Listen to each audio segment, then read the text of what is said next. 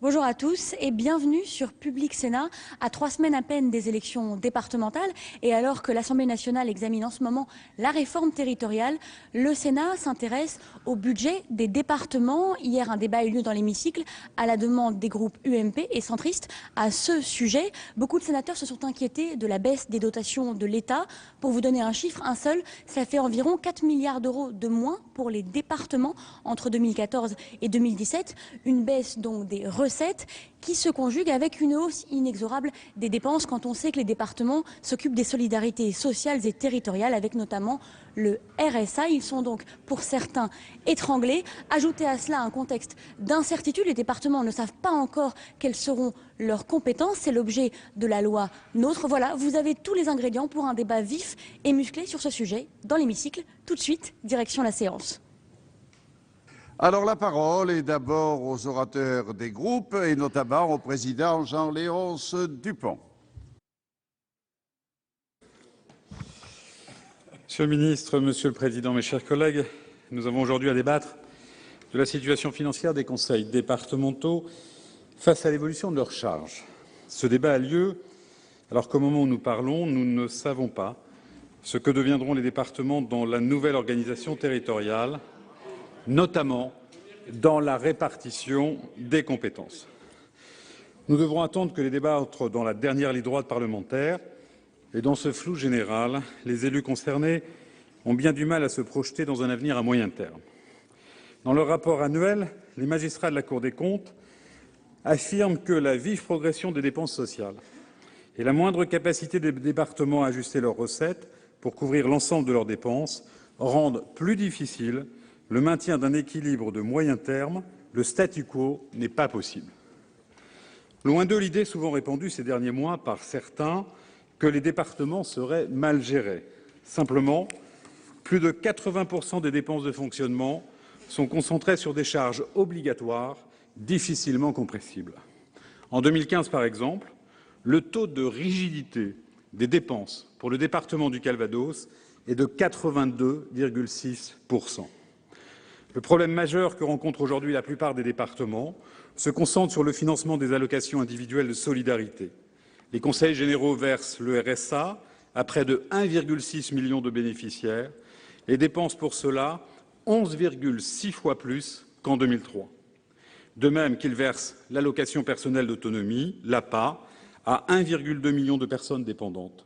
Quant aux prestations versées aux handicapés, elles ont progressé de 120% en 5 ans.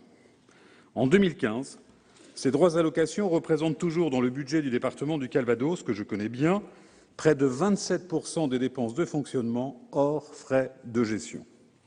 Les départements disparaîtraient, que ce problème resterait entier et serait même pire, tant la départementalisation de l'action sociale s'est accompagnée, contrairement à ce que l'on peut souvent entendre, d'une maîtrise de la gestion des dépenses sociales. Mais la réalité est là. Depuis 2003, les dépenses sociales ont doublé et cela, aucune mesure de gestion, si saine soit-elle, n'y peut rien. Impact de la crise économique, vieillissement de la population, mais aussi transfert de compétences de l'État vers les départements explique cette inflation. Or, les transferts financiers n'ont pas suivi. Le problème est aujourd'hui national, car si plus personne n'ignore les graves difficultés financières de notre système de protection sociale, les départements peinent à se faire entendre sur l'impossible équation financière qu'ils doivent résoudre pour gérer les allocations nationales de solidarité. Le problème est d'autant plus complexe qu'il s'accompagne d'une très grande disparité de situations territoriales. Ainsi, les bénéficiaires de l'APA représentent 3,7% de la population du Nord, alors qu'ils représentent 12,8% dans l'Aveyron. Il existe également des disparités de financement. Si le financement était entièrement local, un habitant de l'Essonne devrait payer seulement 78 € par an au titre de la dépendance, là où un Creusois devrait en débourser 375. La part de l'APA dans le budget de l'Aveyron, de la Creuse et du Gers se situe autour de 14%, alors que les Yvelines, l'Essonne et les Hauts-de-Seine y consacrent moins de 5%. Si rien n'est fait pour combler ces inégalités, on pourrait rapidement aboutir, pour certains départements, à une véritable impasse budgétaire, pour ne pas dire cessation de paiement, compte tenu des perspectives économiques actuelles. Autre exemple, le RSA. Le taux de couverture par l'État des dépenses départementales liées au RSA était en 2004 de 92,2 %. Il n'a cessé de chuter pour atteindre 71,3 % en 2013, et chacun sait que la situation s'est encore dégradée entre 2014 et début 2015. Pour rester dans le Calvados, le reste à charge sur le RSA est passé de 3 millions d'euros en 2005 à 33 millions d'euros dans le budget 2015. Ces transferts de responsabilité se sont accompagnés de changements d'affectation de personnel, comme le souligne la Cour des comptes dans son dernier rapport sur les collectivités territoriales. L'effet des transferts de personnel en provenance de l'État, en lien avec la décentralisation des compétences, explique l'augmentation de plus de 80 000 emplois. Il ne s'agit donc en rien des suites d'une gestion irresponsable des élus locaux, ce qui devient insupportable à entendre. Si ces transferts n'expliquent pas à eux seuls l'augmentation de la masse salariale, c'est que les charges de personnel ont aussi crû sous l'effet du glissement vieillesse-technicité, des mesures nationales de revalorisation de l'indice de rémunération des fonctionnaires, de la réforme des catégories, de la garantie de pouvoir d'achat, autant dire de mesures décidées au plan national. L'État continue de décider seul des dépenses qui impactent les budgets des collectivités territoriales. Ainsi, en 2013 et 2015, les décisions unilatérales de l'État pèsent pour plus de 8 millions d'euros dans le budget du département du Calvados. Il en est pour preuve la réforme des rythmes scolaires, l'augmentation du RSA, l'accueil d'un quota de admetteurs étrangers isolés, dont la charge départementale est en train d'exploser, la revalorisation de la TVA, le changement de régime de cotisation de retraite des élus, etc., etc. Or, contrairement aux communes, et comme les régions, les départements n'ont plus d'autonomie fiscale. Si leurs charges augmentent, les départements perçoivent une fiscalité qui tend à stagner, comme la contribution à la valeur ajoutée des entreprises, voire à diminuer, comme les droits de mutation immobilière. En outre, la réforme de la fiscalité locale a fortement réduit la capacité des départements à recourir au levier fiscal, alors que les conseils généraux sont les principaux financeurs du monde rural et périurbain. Enfin, la baisse des dotations de l'État et l'augmentation de certains prélèvements viennent clore un cercle vicieux qui alimente un déficit structurel chronique. Dès lors, et pour faire face à ces dépenses obligatoires, les conseils généraux doivent arbitrer sur les autres postes budgétaires afin de dégager des ressources supplémentaires, charges de personnel, entretien des routes par exemple. Les investissements pâtissent alors d'une diminution de la capacité d'autofinancement de nos collectivités, le présent au détriment de l'avenir. La situation des départements est sans rapport avec celle d'autres niveaux. Le problème, on l'a dit, est structurel. Les dépenses des départements, RSA, PCH, APA, sont contracycliques. Elles augmentent lorsque l'économie va mal, comme actuellement, tandis que les recettes sont en théorie procycliques, CVAE, TMTO, TFPB, et en pratique, pour la plupart, figées. Dans leur étude sur la prospective financière des collectivités locales à l'horizon 2020, Guy Gilbert, professeur à l'École normale supérieure de Cachan, et Alain Gangan, directeur de recherche honoraire au CNRS, ont conclu que, je cite, « le modèle financier des départements ne peut pas résister à la baisse des dotations de l'État ». Cette étude rejoint l'analyse unanime de l'ensemble des observateurs des collectivités locales, ainsi que le signal d'alarme tiré par l'Assemblée des départements de France. Au-delà de ces constats alarmants, quelle solution? Il faudrait déjà dispenser les départements de contribuer au redressement des comptes publics ou tout le moins exclure de leur assiette, dans le poids des dépenses publiques locales, les dépenses qui relèvent d'une compétence nationale, comme les allocations individuelles de solidarité. Ensuite, choisir. Au-delà de la nécessité d'un article 40 pour toute dépense votée par le législateur, il faudrait soit rééquilibrer la fiscalité directe entre le bloc local et le bloc départemental, soit abandonner le principe des recettes locales au profit d'un pourcentage de recettes nationales. Je n'y étais pas jusqu'ici favorable, mais les risques catastrophiques, les conséquences catastrophiques de décisions de gouvernements successives m'amènent à y réfléchir. Parallèlement à cela, et sur le fond, l'action sociale doit être remodelée en redéfinissant par exemple les conditions d'accès aux AIS sur le mode de ce qui avait été envisagé autour du projet de loi sur le 5e risque. On ne peut indéfiniment continuer à augmenter les dépenses au niveau gouvernemental en accroissant les mesures généreuses sans se préoccuper de leur financement par les départements. Aujourd'hui, mes chers collègues, nous sommes rattrapés par la réalité. À nous de mettre en œuvre les mesures qui s'imposent pour adapter le système actuel de protection sociale et lui permettre de perdurer. À défaut, nous courons collectivement le risque de porter la responsabilité de son effondrement. Il est plus que temps d'agir. Les paroles lénifiantes ne suffisent plus.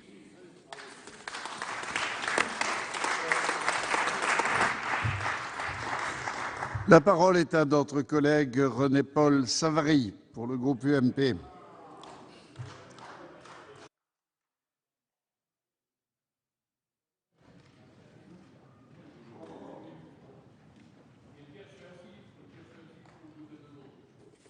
Monsieur le Président, Monsieur le Ministre, mes chers collègues, merci pour vos encouragements dans cette épreuve redoutable que de parler des finances départementales. Et c'est sûr que c'est un exercice difficile qui n'a échappé à personne. Puis maintenant que les départements sont là, puisqu'il va y avoir des élections, Monsieur le Ministre, après les tergiversations, vous l'avez dit, c'est un échelon incontournable. Alors autant que les départements vivent et en ayant les moyens d'exercer leurs compétences, sinon ce serait tout à fait inutile d'avoir voulu les supprimer pour finalement les maintenir et faire qu'il y ait toujours un échelon s'il n'a pas les moyens effectivement nécessaires par rapport aux difficultés d'ailleurs rencontrées par nos concitoyens et qui sont là aussi exigeants à juste titre, compte tenu des services qu'on a déjà su leur amener à travers les conseils généraux. Alors, je ne reviendrai pas sur les propos de Jean-Léonce Dupont, que je partage bien sûr entièrement. J'essaierai de faire l'analyse d'autres critères qui ont prévalu peut-être pour les notations que l'on voit fleurir au sein des différents médias actuels et montrer que derrière, il y a peut-être un changement de mentalité qui sera instauré si on veut maintenir effectivement la survie des départements. Dès l'instant, Monsieur le Ministre, on en a la volonté. Parce que si on veut effectivement les tuer, on peut s'y prendre comme on s'y prend actuellement, continuer, et on y arrivera de façon tout à fait naturelle très rapidement. Bien sûr que les budgets des départements sont complètement déséquilibrés. C'est la raison pour laquelle on peut se demander s'il y a des bons et des mauvais gestionnaires. Alors on nous donne des notes. Alors moi j'ai pris effectivement le classement qui m'arrangeait le mieux, entre nous bien entendu, celui de l'association des contribuables qui a donné des notes et le département de la Marne, comme 3 autres départements je crois, a un 20 sur 20. Chose extraordinaire, ça voudrait dire quelque part peut-être que c'est un département bien géré, en tout cas c'est peut-être vu de la part des contribuables, et je me suis demandé si, vu de la part de l'État, on arrivait à la même satisfaction, ce dont je ne suis pas tout à fait sûr. Alors je savais que j'avais depuis un certain temps un budget bas, c'est ancestral, le département de la Marne, un département moyen, recettes de fonctionnement par habitant, recettes, le 100e de France. Alors effectivement, ça pose déjà un problème, les situations de rente ou les situations de pénalité par rapport aux dotations de l'État, qui sont quand même un élément important dans les budgets du département, étant donné qu'il y a pratiquement plus de fiscalité. Et puis, d'autre part, effectivement, nous avons des recettes basses parce que c'est la réalité. Nous avons, et depuis très longtemps, une fiscalité basse dans notre département. Et en conséquence, les conséquences tirées par l'État dans ce domaine-là, c'est de pénaliser une collectivité qui n'a pas fait appel à la fiscalité parce qu'elle a respecté le contribuable. Donc, quand vous êtes attentif aux prélèvements pris sur nos citoyens, vous êtes pénalisé par l'État. C'est quelque part interpellant, surtout quand vous avez les dépenses de fonctionnement des plus basses. Donc, ça veut dire dépenses de fonctionnement basses, c'est 750 € par rapport à une moyenne de 1 000 €. 25% en dessous. C'est quoi? C'est des dépenses, bien sûr, de fonctionnement généraux, de moyens généraux, mais des dépenses de personnel basses et des dépenses sociales basses par tête d'habitant. Ce qui veut dire, monsieur le ministre, qu'on peut faire une politique sociale. Ce qui veut dire que le département est le bon échelon pour mener une politique sociale supportable par le contribuable. Et je pense qu'il se fait un certain nombre de choses. C'est qu'on a des ratios en ce qui concerne l'hébergement, pas l'hébergement, mais le placement de nos enfants en crèche ou en structure familiale ou collective, des ratios au-dessus de la moyenne nationale en ce qui concerne les personnes âgées aussi. Comme quoi, on peut faire une politique sociale. C'est pour ça qu'il faut être attentif aux répartitions de compétences. Mais sur le plan de l'investissement, je suis bas par rapport à d'autres départements. Et j'ai 20 sur 20, là aussi, dans les dépenses d'investissement. Donc j'ai creusé un petit peu, j'avais cette note par rapport à cela, notamment par rapport à l'Isère. Elle a 10 sur 20, l'Isère. Ah, mais c'est pas pour autant... Oui, 10 sur 20, vous avez 10 sur 20. Sur le classement des contribuables, alors j'ai la feuille, je ne vous raconte pas des bobards, je ne l'ai pas prise là, mais sur le classement des contribuables associés. Mais c'est pas pour autant que la gestion de l'Isère, que les choses soient claires entre nous, est une mauvaise gestion. Parce que c'est selon les critères. Non, je suis... Les choses sont claires. Les choses sont claires. Vous dire simplement, parce que je vois que le temps tourne, vous dire simplement qu'en investissement, ayant un taux d'endettement de moitié moindre des autres départements, comme d'ailleurs d'autres départements ici représentés, d'autres vous également, où vous êtes très faiblement endettés, eh bien là aussi, ça veut dire qu'on investit à hauteur de nos moyens. C'est pour ça qu'on a 20 sur 20. On n'a pas vécu au-dessus de nos moyens. Et la corollaire, monsieur le ministre, c'est que dans les dotations et dans les péréquations, nous sommes pénalisés parce qu'on dit clairement, dans le critère endettement, si vous n'êtes pas fortement endetté, vous pouvez faire appel à la dette, comme vous pouvez faire appel à la fiscalité, et en conséquence, vous êtes moins aidé.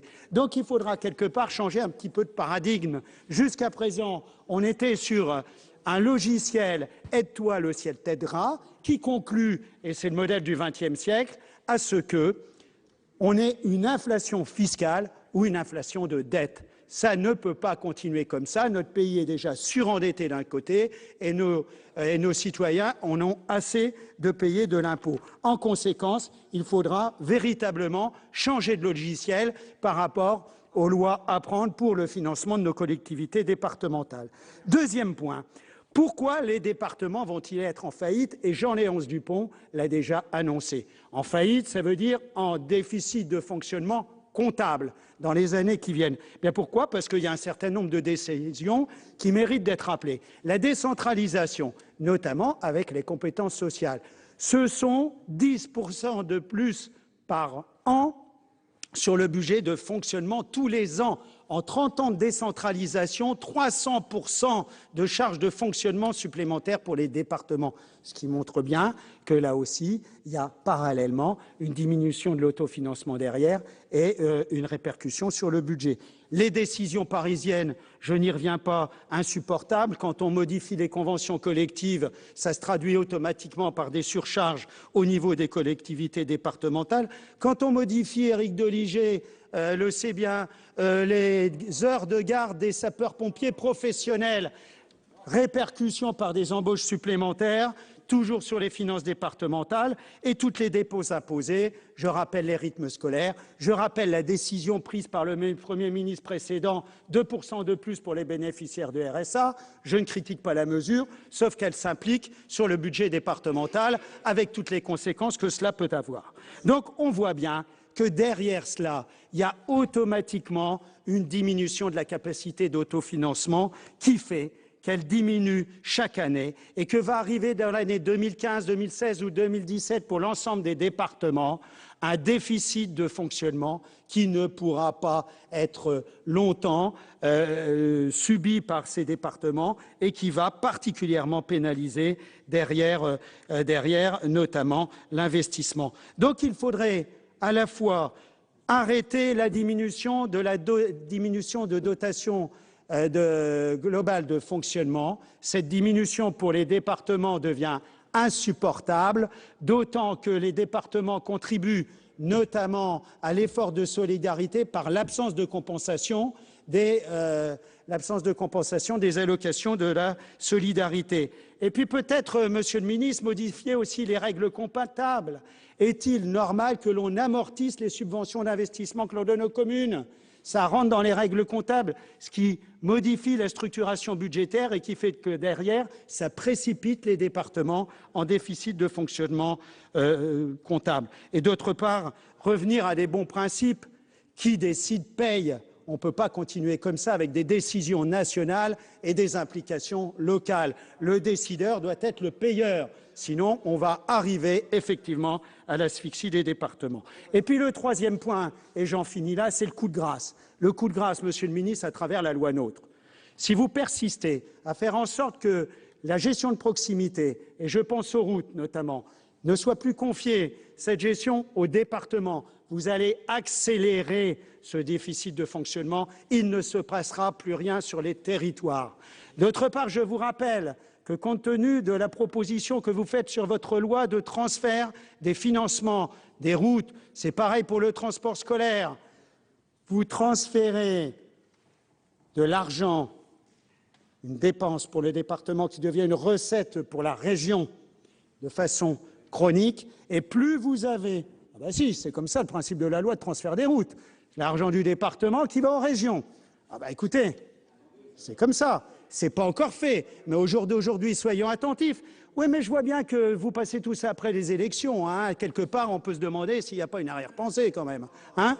Ça veut dire que ceux qui ont investi vont transférer plus d'argent que les collectivités qui n'ont pas fait leur travail et qui transfèrent moins d'argent. Et c'est ceux qui vont payer ne sont pas ceux qui recevront derrière des réalisations sur le patrimoine. Donc l'affaire est mal embarquée. C'est la raison, Monsieur le ministre, et j'en finis là, pour laquelle les départements peuvent être une structure de proximité qui peuvent refaire partir la relance économique très rapidement, dès l'instant où il y a quelques mesures qui sont prises et permettent à nos concitoyens d'avoir des services au meilleur coût, avec la meilleure organisation. Ce n'est pas tout à fait ce qui nous est proposé actuellement, à travers notamment la loi NOTRe. Je vous remercie. Bravo. Alors, dans la suite du débat, la parole est à notre collègue M. Vincent Delahaye.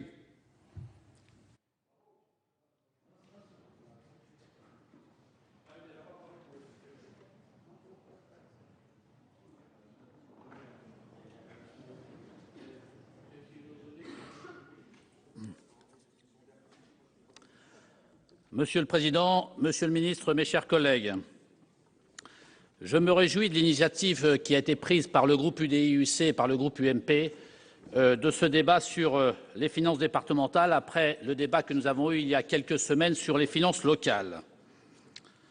Les finances départementales connaissent effectivement des problèmes généraux qui sont ceux aussi des finances locales prises dans leur ensemble. Des recettes fiscales propres qui sont archaïques, une baisse drastique des dotations, une augmentation des charges obligatoires, avec toutefois pour les départements des spécificités. Je pense bien entendu à l'incertitude actuelle sur le périmètre des compétences et des missions qui sont dévolues aux départements. Aussi, commençons avec un peu de légèreté.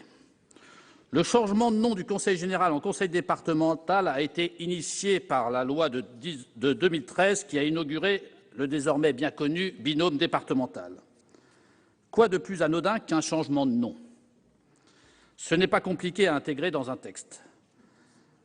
Pourtant, bilan des opérations, entre 2 et 3 millions d'euros de dépenses nouvelles pour les départements qui vont devoir assumer le coût des travaux, des mises à jour des sites Internet et toutes les mesures rendues nécessaires par cette coquetterie législative. C'est un exemple parmi d'autres.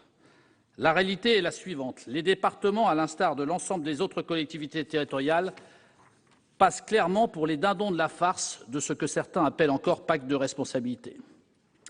Force est de constater que la politique de maîtrise de la dépense publique, initiée il y a un peu moins d'un an par le gouvernement, repose en réalité presque exclusivement sur la réduction des dotations de l'État aux collectivités. Cette première injustice se couvre d'un manteau d'incertitude face à ce mystérieux acte 3 de la décentralisation auquel plus personne ne comprend rien.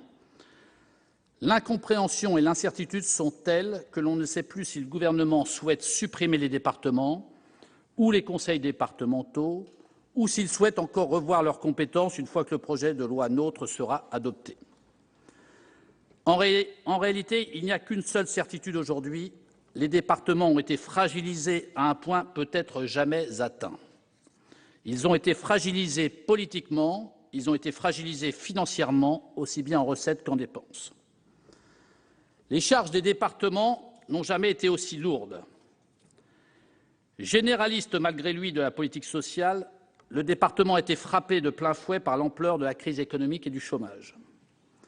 De fait, nos 101 départements supportent les 9 milliards d'euros représentés par le RSA socle.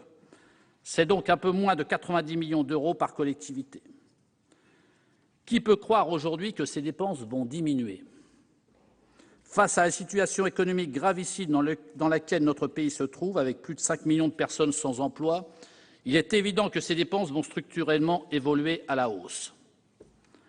À ce titre, je m'inquiète particulièrement de la nouvelle prime d'activité, présentée un peu à la va-vite par le gouvernement dans le dernier PLFR. Cette prime, qui a vocation à remplacer le RSA et la prime pour l'emploi, a encore un champ d'application très flou. Je pense que c'est une des caractéristiques de nos textes actuels, le flou en général. Et je crains que le champ de cette prime d'activité ne soit encore élargi, rendant le coût global encore plus lourd pour nos territoires.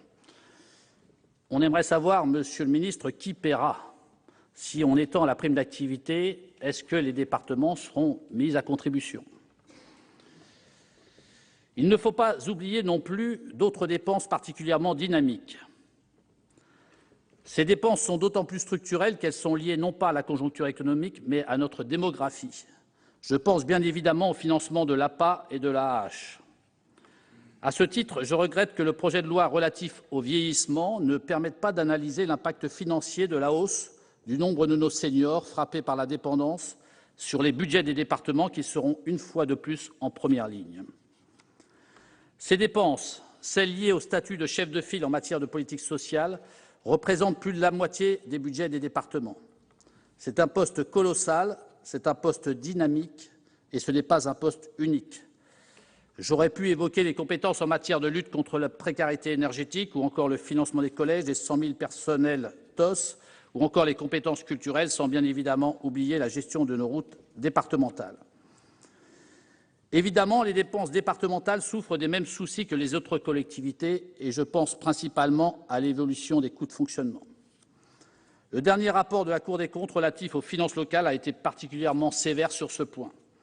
Les dépenses de fonctionnement auraient ainsi, depuis 1983, augmenté de plus de 3 % en moyenne par an.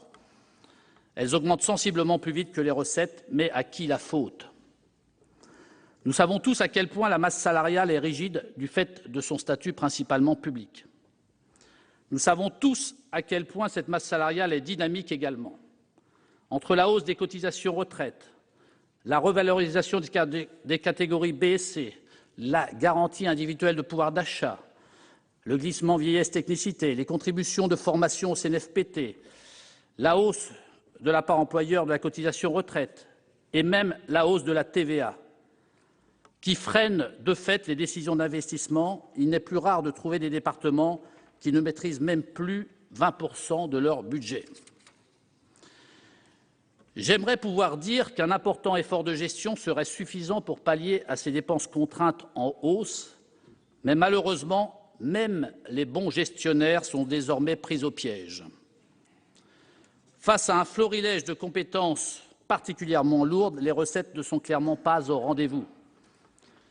Pour synthétiser les choses, nous pourrions dire que la politique sociale décidée par l'État et exécutée par les départements est financée sur une fiscalité archaïque, assise sur la dynamique du marché immobilier et par une palette de taxes plus ou moins fiscales, allant de la taxe sur les conventions d'assurance jusqu'à la TIPP.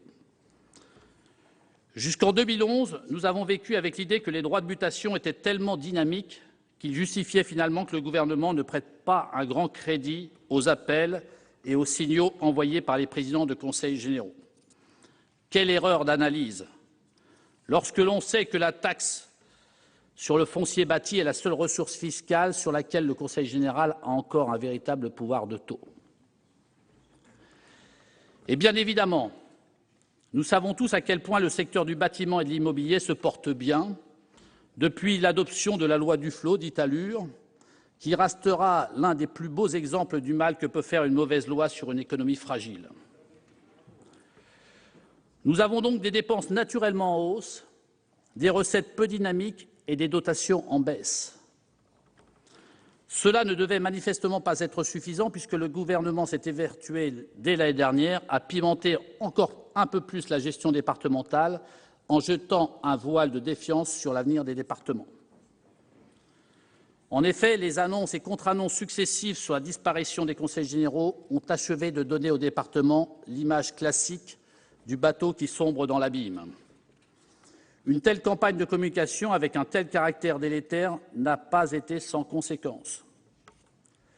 En effet, comment voulez-vous souscrire un emprunt bancaire quand vous représentez un exécutif local dont l'existence est menacée à moyen terme? Les emprunts toxiques ont déjà donné une mauvaise image de la gestion financière locale.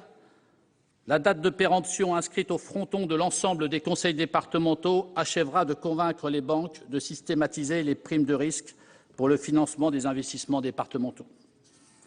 Idem en matière de ressources humaines. On ne monte pas dans un bateau qui coule, on le fuit.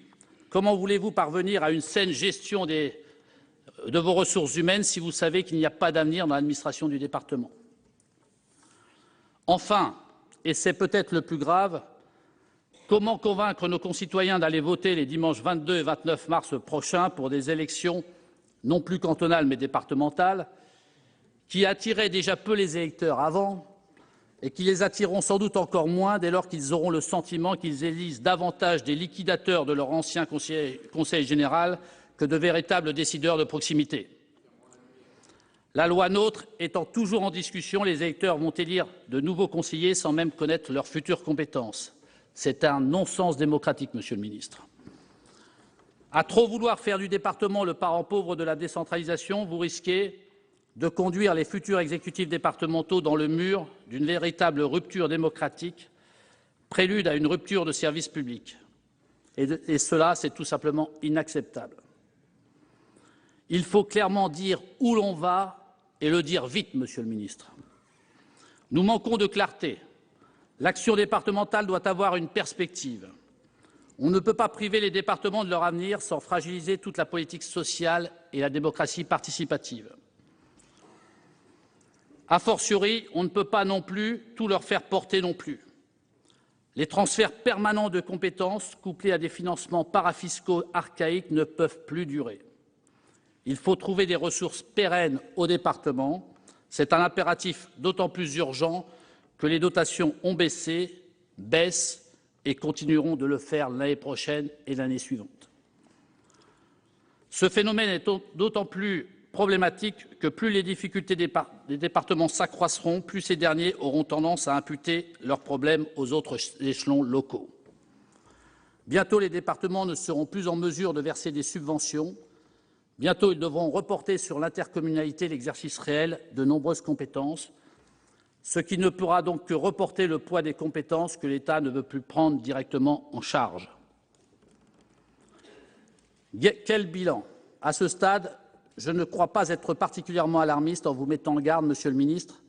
La situation financière des départements est critique. Ils seront bientôt en situation de cessation de paiement, ça a été dit par les deux précédents orateurs. Cela serait bien évidemment dommageable pour nos concitoyens au premier chef. Et pourtant, à l'heure actuelle, je ne vois pas d'issue immédiate. On nous parle d'une éventuelle réforme de la DGF lors de la prochaine loi de finances. Mais le moment est-il le bienvenu? Je n'en suis pas convaincu. Une réforme de cette ampleur est déjà compliquée dans une période ordinaire. Alors, en pleine tempête financière pour nos collectivités, vous imaginez à quel point cela va être délicat. Face à cela, nos territoires attendent des réponses. Pour l'heure, nous n'en avons pas de votre part, Monsieur le ministre. C'est pourquoi je remercie d'autant plus vivement les groupes UMP et UDI-UC d'avoir proposé ce débat qui doit nous permettre je l'espère, de tracer des perspectives d'avenir plus encourageantes. Je vous remercie.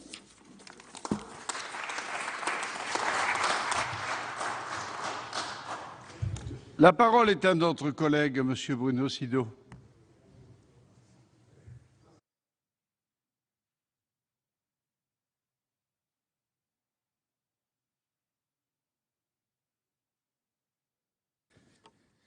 Monsieur le Président, Monsieur le Ministre, mes chers collègues, la situation financière des conseils départementaux mériterait bien plus qu'un débat, mais grâce au Sénat, cette question importante pour le quotidien de nos concitoyens est clairement mise sur la table. Au sein de l'Association des départements de France, avec mes collègues du groupe de la droite, du centre et des indépendants, nous formulons depuis plusieurs années le même constat. Bien que nous soyons en campagne électorale, pour les élections départementales, j'ai assez de mémoire et de franchise pour reconnaître que les difficultés existaient déjà avant mai 2012. Afin que chacun comprenne bien le sens de mon propos, je précise d'emblée que le gouvernement a raison de vouloir réaliser des économies, que c'est clairement l'intérêt national d'y parvenir aussi rapidement et massivement que possible. Mon intervention, mes chers collègues, n'aura donc rien d'électoraliste. Malgré le contexte politique, entrons sans plus tarder dans le vif du sujet. Le problème est au final assez simple. Les gouvernements ont transféré aux collectivités des compétences sans leur donner les moyens de les assumer. Je pense, en ce qui concerne les départements évidemment, et en premier lieu, au domaine social. L'accompagnement des personnes âgées, avec l'allocation personnalisée d'autonomie en 2001, l'APA. Le soutien aux personnes handicapées avec la prestation de compensation du handicap en 2005. La solidarité envers les personnes en rupture d'insertion avec le revenu de solidarité active en 2008. Je n'oublie pas la protection de l'enfance, dont le volet relatif aux mineurs isolés étrangers a pris un relief singulier depuis 2013. Sur les 3 premières prestations qui représentent l'essentiel du budget de fonctionnement des conseils généraux, nos collectivités n'interviennent ni sur les critères d'attribution, ni sur les montants, ni sur les durées de versement. Autrement dit, en application de la loi, nous versons des prestations nationales pour le compte de l'État, ni plus ni moins. Nous sommes donc dans l'incapacité d'effectuer des économies sur ce champ de compétences. Notre seule marge de manœuvre se situe sur le personnel d'instruction des dossiers et de suivi des personnes bénéficiaires de ces aides. Bref, sur les travailleurs sociaux, nous avons des gains de productivité à réaliser par l'informatisation des données, mais ils ne permettent pas d'arriver à la hauteur de l'enjeu. Nous en sommes très, très loin. Chaque année, l'écart entre ce que les départements dépensent à ce titre et les recettes qu'ils perçoivent de l'État pour y faire face est estimé à un chiffre compris entre 5 et 6 milliards d'euros. Ce constat est partagé par l'ADF comme par l'État. J'étais d'ailleurs hier soir à Matignon avec Monsieur le Premier ministre, qui anticipe une augmentation de 7 à 8% du nombre de bénéficiaires du RSA, plus exactement de la dépense du RSA, pour une simple raison, les droits au chômage s'éteignent après 24 mois, dans la plupart des cas, pour celles et ceux qui n'ont pas retrouvé d'emploi. Et parce que Monsieur le Premier ministre a conscience que cette situation ne peut plus durer pour les finances départementales, il m'a annoncé la mise en place prochaine, après les élections cantonales, d'un groupe de travail sur le sujet. J'espère que ce n'est pas pour enterrer le sujet, bien entendu. La conséquence de cette situation, mais Monsieur le ministre nous en parlera tout à l'heure, probablement. La conséquence de cette situation est double et très logique. La baisse de l'investissement public, les départements devant sacrifier une part des dépenses d'avenir pour faire face à leurs obligations, et la hausse de l'endettement, comme l'a dit M. Savary. Malgré les dispositifs mis en place, je pense notamment au fonds dit Ackermann, introduit par la loi de finances pour 2014, c'est, permettez-moi l'expression, cautère sur jambe de bois. En raison de la crise économique et du vieillissement de la population, les dépenses sociales augmentent chaque année. Les conseils départementaux n'ont plus les moyens de faire face à la situation. L'État doit enfin prendre ses responsabilités. Soit il maintient la générosité du système de prestations et attribue aux départements les moyens nécessaires, soit il effectue les ajustements requis pour destiner aux personnes âgées démunies et à ceux qui en ont réellement le plus besoin l'essentiel des moyens disponibles. Le refus de décider n'est pas responsable et entraîne nos collectivités dans le mur, au détriment, in fine, des personnes les plus en difficulté. Au travers de cet exemple bien connu, je souhaite mettre en évidence le lien de causalité existant entre le désengagement de l'État, qui essaie de faire des économies avec beaucoup de bonne volonté, et l'alourdissement des dépenses des collectivités, qu'elles les financent par la baisse de l'investissement public, en pénalisant l'activité de secteurs entiers, comme le bâtiment ou les travaux publics, ou ce qui est pire, à mon sens, parce que cela cache le problème sous le tapis par l'emprunt. Les conseils généraux ont par ailleurs été très impactés par la baisse des concours de l'État de 11 milliards d'euros. Si je partage l'objectif d'économie auquel les conseils départementaux sont associés, je souhaite que nous puissions enfin sortir de l'impasse financière.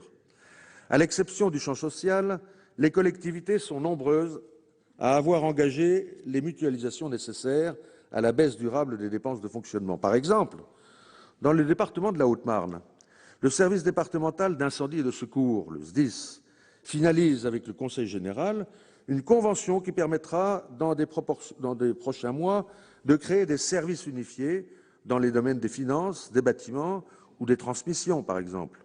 De même, nous avons mis en place une plateforme commune d'appels partagés entre le 15 et le 18 au bénéfice des habitants qui, sans cela, auraient vu partir le centre d'appel du SAMU dans un département limitrophe. Cependant, je mesure chaque jour, Monsieur le Ministre, les résistances et les efforts à déployer pour surmonter les réticences, voire la mauvaise volonté. Croyez-moi, les élus et certains préfets agissent de concert dans la même direction, mais la routine et les habitudes de l'administration sont un frein puissant. Après avoir exposé brièvement un diagnostic largement partagé, permettez-moi de formuler quelques préconisations en complément de l'appel à généraliser les mutualisations et de la nécessité pour l'État d'assumer enfin la responsabilité des politiques sociales qu'il nous impose. Tout d'abord, une étude d'impact devrait être réalisée pour distinguer les bonnes économies des mauvaises, celles qui produisent des dommages sur le tissu économique et social de celles qui sont relativement indolores. Ainsi, peut-être eût-il mieux valu conserver le principe du non-remplacement d'un fonctionnaire sur deux, même pour nos collectivités, tout en maintenant l'effort d'investissement public des régions, des départements ou des communes. Ensuite, serait-il vraiment sacrilège d'engager, avec les syndicats de la fonction publique, une discussion pour définir ensemble les grands principes d'un complément de rémunération variable en fonction des économies réalisées dans chaque service à cadre de compétences constant? Nous avons d'excellents managers dans la fonction publique, capables d'organiser leurs équipes de manière encore plus efficiente, avec le souci constant de la dépense et du service public. La mise en œuvre d'un tel mécanisme permettrait d'identifier les bonnes pratiques et de récompenser le mérite au service de l'intérêt général. Enfin, le périmètre de la sphère publique lui-même pose question. Un service au public ne peut-il pas être rendu avec efficacité par le secteur privé, sous le contrôle de l'État, bien entendu, ou des collectivités locales? Faut-il nécessairement que les tâches d'exécution soient toutes rendues par des agents publics?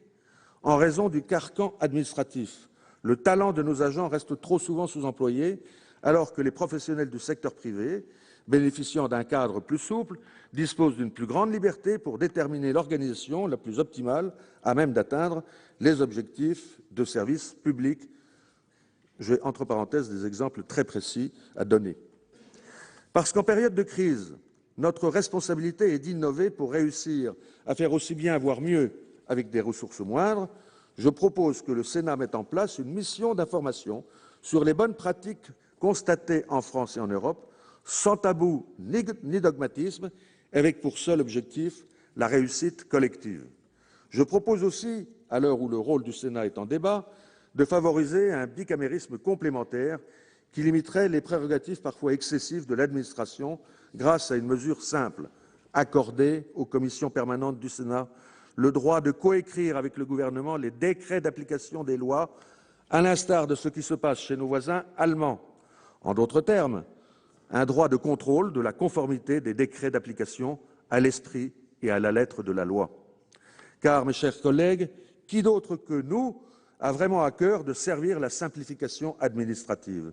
Qui d'autre pourrait veiller non seulement à la parution rapide des décrets d'application, à leur fidélité par rapport au texte de loi, mais surtout à l'esprit d'économie, alors que certains, à l'Assemblée nationale, rêvent de bundesratiser le Sénat, pardonnez-moi cette expression, je pense que cette évolution leur réserverait bien des surprises.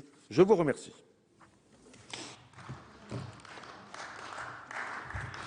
La parole est à notre collègue Monsieur Thierry Carcenac.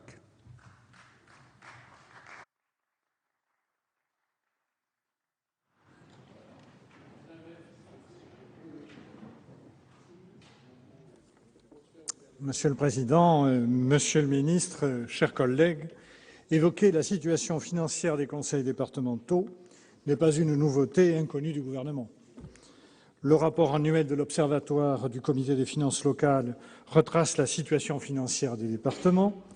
La Cour des comptes, dans son rapport public annuel de 2013, avait réalisé un état des lieux approfondi relatif au déficit de financement des allocations individuelles de solidarité pour les départements, dû à un décalage croissant entre recettes affectées et charges liées.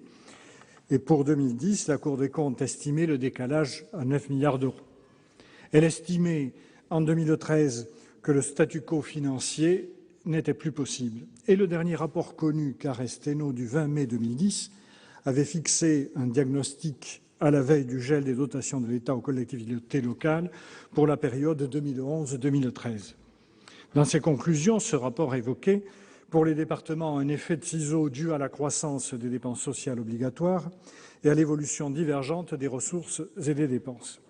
Il indiquait que le reste à charge pour les départements, dont la dynamique est inquiétante, deviendrait une vraie difficulté par le gel des dotations. Depuis, les dépenses des allocations individuelles de solidarité, l'APA, liées à la croissance de la démographie des plus de 75 ans, le revenu de solidarité active, lié à la dégradation de l'emploi en lien avec le marché du travail dégradé et au plan de lutte contre la pauvreté voulu par le Président de la République, l'allocation a été majorée et sera majorée de 10%, a vu une évolution de plus de 7% en 2013 et de plus de 10% en 2014 du RSA. La montée en charge de la prestation de compensation du handicap n'ont cessé de progresser à un rythme très nettement supérieur à l'inflation. En 2013, les dépenses d'aide sociale des départements ont été de 34 milliards d'euros, soit plus de 2% par rapport à 2012 et plus de 10% par rapport à 2009, sur un total de dépenses de fonctionnement hors intérêt de la dette de près de 60 milliards. La répartition territoriale des dépenses d'action sociale est assez inégale et varie de 350 € par habitant à 800 € en fonction de la situation des départements. L'effort demandé aux collectivités locales pour redresser les finances de la France ne fera qu'amplifier le phénomène. La contribution demandée aux départements est de 1,15 milliard en 2015. Au total, sur 2014-2017, la baisse s'élèvera à 3,9 milliards pour les départements. Nous avions souhaité ici même l'étaler sur une année supplémentaire. Les réponses apportées. À court terme, 2 réponses ont été apportées pour les départements les plus en difficulté par les gouvernements de messieurs Fillon et Ayrault, qui ont débloqué dans l'urgence 75 millions d'euros prélevés sur la CNSA. En moyen terme, les gouvernements de messieurs Ayrault et Valls ont été les seuls à mettre à disposition des départements, sous forme de fonds de compensation péréqués, les frais de gestion de la taxe foncière sur la propriété bâtie, qui représente 841 millions d'euros l'an dernier, et ouvert la possibilité d'augmenter les droits de mutation de 0,7% pour 2 ans pour l'un et de pérenniser cette possibilité pour l'autre, ce que nous avons voté à la fin de l'année. 90 départements ont utilisé cette faculté en 2014, soit une ressource de l'ordre de 800 millions d'euros par an, variable en fonction de la situation du marché de l'immobilier. Néanmoins, ce que constate-t-on ? Le financement des allocations individuelles de solidarité conduit à un reste à charge stabilisé à 7 milliards d'euros, avec une situation qui voit le RSA augmenter dans des proportions inégalées, plus 9% en 2013, plus 10% en 2014, avec une prévision identique pour 2015. Par ailleurs, Hors recettes nouvelles, les produits de la CVAE ont baissé et ceux de la taxe foncière sur la propriété bâtie ont été légèrement en hausse de plus de 2,4%. Or, la loi de programmation des finances publiques pour 2014-2019 instaure un objectif d'évolution des dépenses de fonctionnement de 2% et de 0,5% de la dépense locale en 2015. Cette situation est intenable pour les départements qui n'ont plus de marge et qui ne peuvent qu'envisager de réduire leurs investissements et subventions aux collectivités locales, ce qui n'est pas bon pour l'économie locale non délocalisable, des BTP et des travaux publics. L'épargne brute a pu être préservée en 2014, plus 0,9%, soit un total de 7 milliards environ, après 2 années de forte baisse, dont moins 13% en 2012, grâce aux mesures déjà prises. L'épargne nette devient négative pour quelques départements et se réduit de plus en plus. La réforme en cours des compétences, loi NOTRe, va impacter la structure des budgets départementaux qui, à la suite des transferts de compétences, vont voir leur budget diminuer et le stock de dette en proportion s'accroître, fragilisant un peu plus les départements, l'emprunt n'étant pas affecté et ne pouvant être transféré.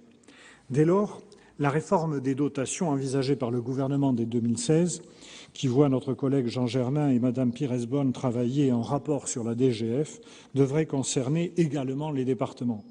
Je souligne que la dernière réforme de la DGF des départements remonte à 2005. Elle avait figé les inégalités et la péréquation en période de gel des dotations a eu un effet contre-productif pour les départements dits défavorisés. La nécessaire simplification des dotations s'impose. Les dispositifs de péréquation horizontale et verticale sont au nombre de 10 pour les départements, rendant illisibles ces dispositifs. Ainsi, sur la DGF, dans la péréquation horizontale, 100 départements bénéficient de la péréquation, 40 urbains, 60 ruraux, hors Paris et les Hauts-de-Seine qui en ont été exclus. Ainsi, pour la région de Midi-Pyrénées, les écarts sont très importants. Par exemple, entre le département que je connais bien du Tarn et son voisin de l'Aveyron, c'est 80 € par habitant de différence, qui, rapportés à la population, correspondent à 30 millions d'écarts de dotation, alors que les critères de revenus des habitants et le potentiel fiscal sont similaires.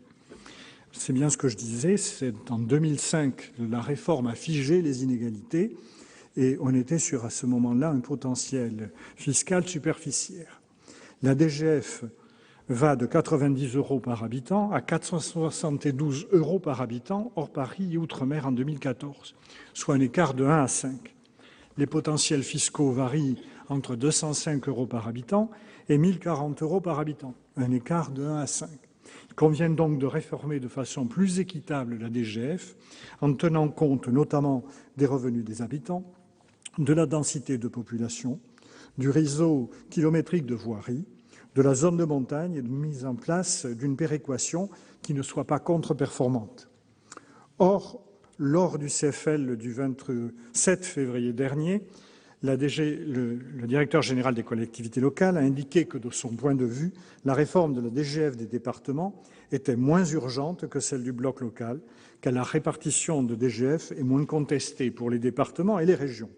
Une mise en œuvre en 2017 paraît donc trop tardive. Enfin, j'ajoute que les autres collectivités locales regardent avec envie les 48,5% de CVAE affectés aux départements. Alors, quel devenir pour la fiscalité des départements ? Il me paraît essentiel qu'un panier de dépenses corresponde à un panier de ressources dynamiques. Dans cette attente, des rencontres thématiques devraient être organisées entre le gouvernement et les collectivités territoriales afin de négocier une relation sereine entre l'État et les départements, soit par une juste compensation des dépenses d'allocation individuelle de solidarité nationale, soit par une recentralisation de la dépense, en ne laissant aux départements que l'insertion de proximité en relation avec l'État et Pôle emploi. Ceci ne pourra être possible que tout autant que soit étudiée une mesure d'urgence pour les départements en difficulté, confrontés à une hausse massive du RSA par un dispositif transparent. Je pense par exemple au fonds d'urgence de la SNSA qui avait été mis en place dans le passé. Devant cette situation, les départements attendent une réponse d'urgence du gouvernement pour cette année 2015 pour atténuer, comme indiqué, l'augmentation des allocations individuelles de solidarité constatée en 2014 et qui va se prolonger cette année. Je rappelle que les recettes de la CASA sont estimées à 682 millions pour 2015 et que cette année, elle pourrait être peut-être utilisée en attendant l'adoption de la loi de la société au vieillissement. Je vous remercie.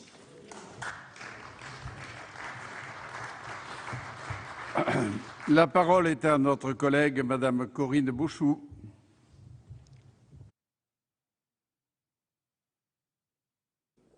Monsieur le Président, Monsieur le Ministre, mes chers collègues, nous constatons avec le débat qui nous réunit cet après-midi sur la situation financière des conseils départementaux face à l'évolution de leurs charges que nous sommes face à ce que certains collègues ont déjà nommé la quadrature du cercle. Les dépenses vont exploser et vont augmenter de plus en plus pour des raisons démographiques, pour des raisons économiques et pour des raisons de contexte. Les recettes sont promises à une contraction drastique au motif de lutter contre les déficits publics et se pose du coup poser la question du fonctionnement de nos conseils départementaux et aussi de la marge qui restera pour d'éventuels investissements qui sont quand même indispensables si on veut maintenir un minimum d'activité au plan local. Avant d'aller plus loin, je voudrais quand même préciser que c'est une spécialité très française qu'on avait par exemple vue à l'œuvre lors de la loi Pécresse, qui est de transférer d'un acteur, l'État, vers un autre collectif, dans le cas d'espèce les universités, des compétences, et de ne pas donner à l'équivalent le budget qui permet de fonctionner. En faisant une analyse qui peut se tenir du point de vue intellectuel, eh bien, au plus proche du terrain, les acteurs feront des économies qu'on n'a pas réussi à faire vu de Paris.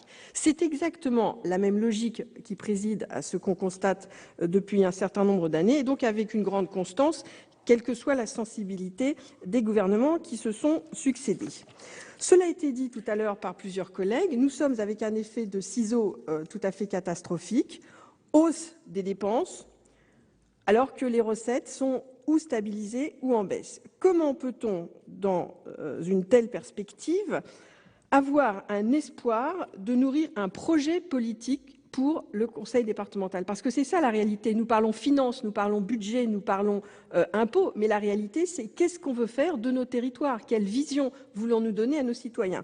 Et à cet égard, l'entrée par les masses budgétaires, si elle est indispensable, et elle sera sûrement précieuse à tous les candidats qui ce soir vont regarder sur le site du Sénat nos débats, le débat que nous avons là est une entrée par l'argent, ça n'est pas une entrée par les projets, ça n'est pas non plus une entrée par la gouvernance, ce qui a été très absent des débats de cet après-midi. Alors, comment est-ce que l'on pourrait essayer d'améliorer les choses? Nous pensons au niveau du groupe écologiste qu'évidemment les évolutions qui sont en cours de discussion encore aujourd'hui concernant la loi NOTRe vont avoir un rôle tout à fait déterminant. On ne peut pas continuer dans le flou artistique tel qu'il est. Un jour les routes sont au département, ensuite le lendemain elles sont à la région, puis elles reviennent au département. Et donc dans cette situation extrêmement instable, la situation nous semble tout à fait préoccupante. Alors nous, vous le savez peut-être, dans notre famille politique, nous n'étions pas des ardents défenseurs du département, nous étions plutôt pour des métropoles dynamiques, des régions fortes et structurées et l'échelon européen pour créer une synergie à ce niveau-là. L'option qui a été choisie après celle de dévitaliser le département a été de lui redonner quelque énergie. Malheureusement, nous constatons que si les compétences demeurent au département, au niveau des perspectives financières, il n'y a aucun espoir qui est laissé à ces départements et cela nous semble quand même particulièrement préoccupant. Dernier point, et cela a été aussi signalé tout à l'heure, c'est évidemment la question de la DGF qui doit être remise à plat, qui est sans cesse différée. Sauf erreur de ma part, on est encore sur les bases de 2005. Donc comment peut-on se projeter lorsqu'on n'a pas une vision à 5 ans? C'est quelque chose d'extrêmement complexe. Et deuxième point que je voudrais aborder aussi, c'est la question des ayants droit et des bénéficiaires. Ma collègue Aline Archimbaud a rendu un rapport qui a été extrêmement remarqué à l'époque sur les différents motifs de la pauvreté et qui indiquait que 50% des personnes en situation de pauvreté n'utilisaient pas les droits auxquelles elles pouvaient prétendre par méconnaissance ou pour tout un tas de raisons. Si on imagine ce qui nous a été promis, qu'on va améliorer l'information de nos publics les plus pauvres, les plus précaires, si on va améliorer leur information quant à leurs droits, nous allons avoir une augmentation en plus supplémentaire des bénéficiaires de toutes les allocations que nous avons citées, l'APA, le revenu de solidarité active et évidemment la prestation de compensation du handicap. Et donc, la question qui se pose à nous, et c'est le point de vue que je voulais défendre devant vous pour les écologistes, c'est qu'on ne peut pas isoler la question sur les masses budgétaires, et vous avez raison de regretter la baisse des dotations qui va poser problème, mais la question que nous voulions poser est celle de la gouvernance, c'est-à-dire c'est la façon dont on va, au niveau de l'échelon départemental, réfléchir à l'avenir, comment éviter de reproduire les erreurs sur les emprunts toxiques, comment éviter de reproduire quand même un certain nombre de constructions pharaoniques que nous avons faites et que parfois nous contestons, c'est-à-dire quel regard critique sur ce qui a été fait, il y a peut-être des choses à faire mieux et à faire autrement. Et la dernière question qui nous préoccupe beaucoup, c'est l'égalité entre les territoires. Alors si nous regardons là, y compris le rapport de la Cour des comptes et les statistiques, nous sommes dans une situation qui non seulement est préoccupante et dramatique, mais qui est aussi extrêmement inégalitaire en fonction de la distance qui sépare un habitant d'une métropole, en fonction du contexte géographique et en fonction également, par exemple, de données climatiques. Je pense au contexte, par exemple, qui peuvent se poser en montagne. Pour tout dire, il nous semble extrêmement important d'arrêter de façon la plus précise possible les compétences et à partir du moment où on aura arrêté définitivement les compétences des conseils départementaux, eh bien, d'envisager autrement la gouvernance, l'exercice des responsabilités, les choix des investissements et dernier point le plus crucial, les personnels. Vous savez qu'actuellement les personnels des conseillers généraux sont extrêmement inquiets. La situation que nous leur imposons est stressogène. Ils sont au contact des plus démunis et des plus faibles et en plus on ne leur donne pas d'avenir et pas de perspective. Donc pour toutes ces raisons, nous espérons, Monsieur le Ministre, que vous pourrez répondre à ces inquiétudes et surtout nous dire à quand une véritable réforme de la DGF et à quand une vision stabilisée pour les conseils départementaux, parce que si nous nous réjouissons du ticket qui permettra, c'est au moins la vertu de cette élection, d'avoir plus de femmes dans les exécutifs des conseils départementaux, on est quand même un pays unique au monde où on va voter dans 3 semaines en ne sachant pas ce qu'on va dire aux électeurs, c'est-à-dire qu'on est obligé de leur dire « votez pour moi, j'ai des beaux projets, j'ai des bonnes idées, mais je ne sais pas exactement ce que je vais faire pour vous ». Et je dirais que c'est vraiment quelque chose qui est très compliqué, c'est compliqué, et donc on aimerait vos éclairages. Je vous remercie de votre attention. La parole est à notre collègue Monsieur Christian Favier.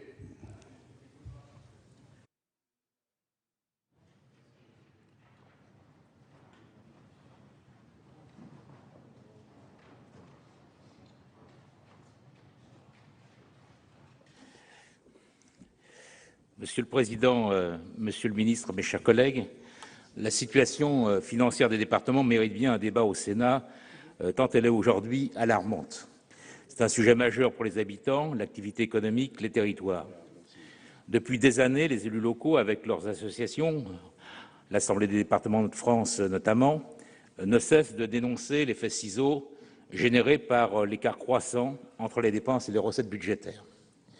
Depuis des années, l'État, contrairement à l'esprit des dispositifs de décentralisation, ne compense plus intégralement les transferts de compétences. Dans le même temps, les dispositions initiées par les différents gouvernements n'ont cessé de réduire l'autonomie financière des collectivités, particulièrement celle des départements, au point de les enfermer dans un carcan qui les fragilise durablement. Aujourd'hui, la contribution de 11 milliards d'euros imposée aux collectivités territoriales dans le cadre du plan de réduction de 50 milliards de la dépense publique, s'ajoutant aux réductions déjà décidées en 2014, conduit tout particulièrement les départements dans une impasse financière généralisée. Les études, évaluations, projections menées récemment, que ce soit à l'initiative de nos collègues de la délégation sénatoriale aux collectivités territoriales et à la décentralisation fin 2014, ou de l'ADF début 2015, pour ne citer qu'elles, en attestent. Toutes constatent les détériorations déjà visibles et évoquent démonstration à l'appui des situations financières insoutenables à court terme. D'ores et déjà, certains départements ou communes ne sont pas encore parvenus à équilibrer leur budget de 2015, ou le font au prix d'une remise en cause drastique de services publics utiles aux habitants. Dans ce contexte donc, de régression des dotations de l'État, les départements sont particulièrement touchés par la conjonction de 3 facteurs. D'abord, l'évolution des allocations individuelles de solidarité dont l'État a confié aux départements la charge sans qu'ils ne disposent d'une quelconque marge de manœuvre, puisque ces allocations, on le sait, relèvent de normes nationales. Parmi elles, le revenu de solidarité active, le RSA, connaît une évolution considérable, suivant la courbe du chômage, tandis que se creuse davantage encore l'écart entre leur montant et les compensations financières de l'État. Comme en témoigne l'Observatoire national de l'action sociale, la croissance donc, de la charge nette pour les départements de l'allocation RSA est saisissante.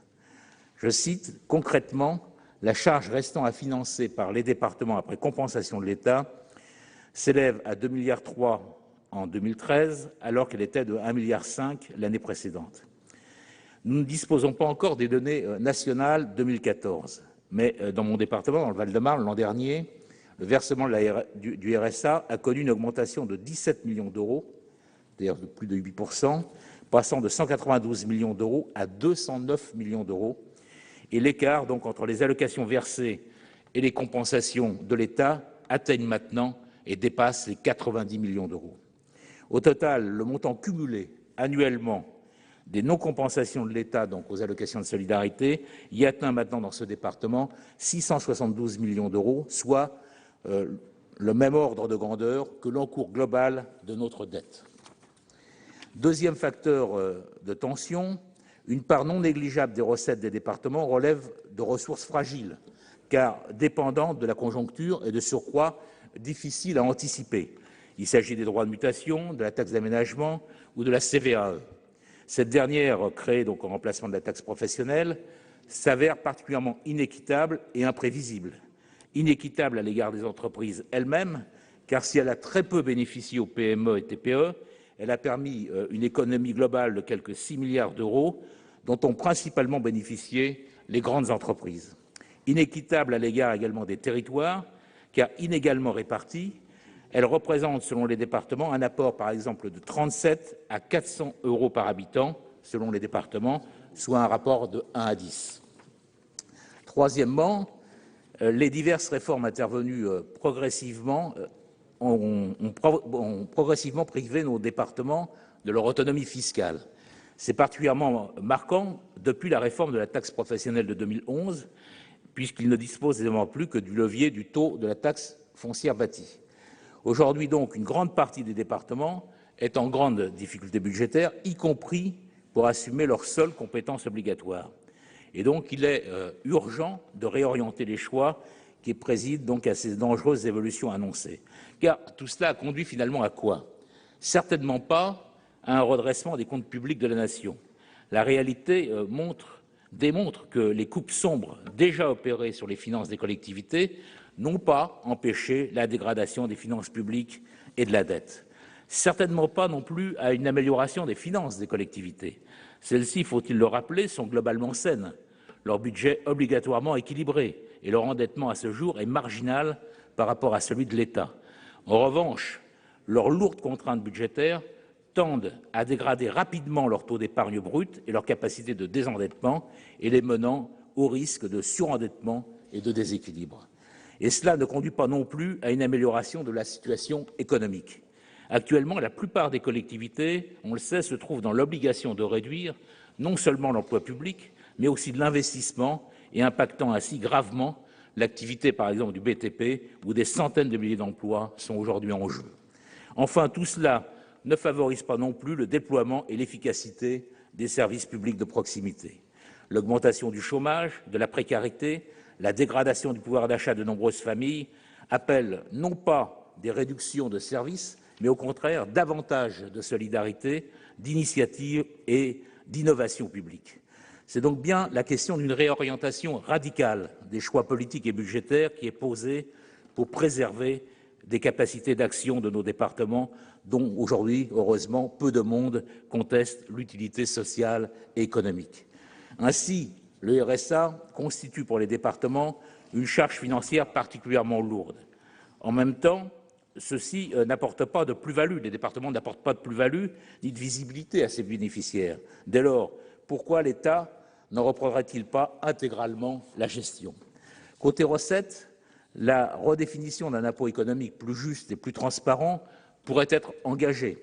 Encourageant l'emploi et le développement solidaire des territoires, il pourrait être modulé en fonction de la masse salariale et de la valeur ajoutée des entreprises.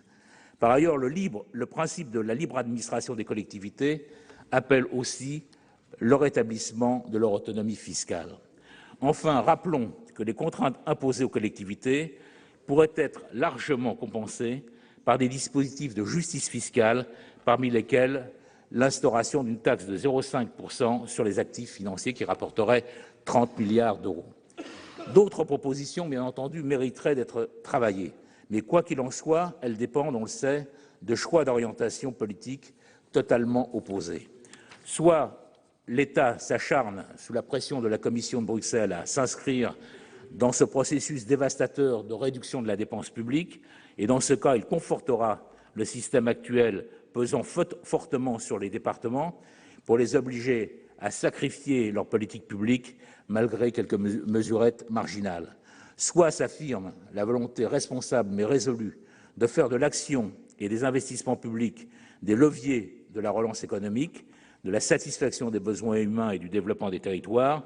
Cette orientation suppose l'existence de collectivités de proximité fortes et reconnues dans leur existence, leurs compétences et leurs ressources.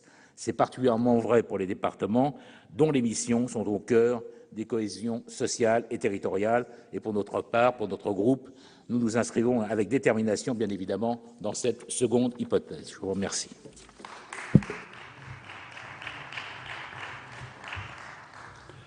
La parole est à notre collègue M. François Fortassin.